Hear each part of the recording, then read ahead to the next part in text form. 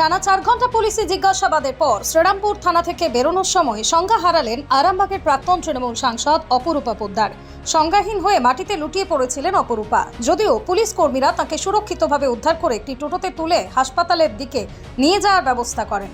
তবে শেষ পাওয়া খবরে জানা গেছে হাসপাতালে না গিয়ে বাড়িতে গিয়ে বিশ্রাম নিয়েছেন অপরূপা পোদ্দার। উল্লেখ্য, গত মঙ্গলবার অপরূপার স্বামীকে যখন গ্রেপ্তার করা হয় সেই মুহূর্তে পুলিশের কাজে বাধা দেওয়ার অভিযোগ উঠেছিল অপরূপা পোদ্দারের বিরুদ্ধে। ওই ঘটনাতেই অপরূপাকে শ্রীরামপুর থানায় হাজিরার নির্দেশ দেওয়া হয়েছিল, কিন্তু গতকাল তিনি হাজিরা দেননি।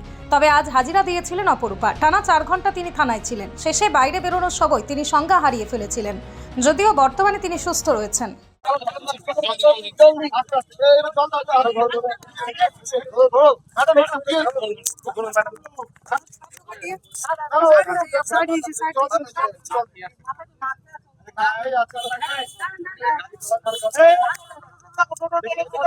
আপনারা একটু ফাঁকা করে দিচ্ছেন।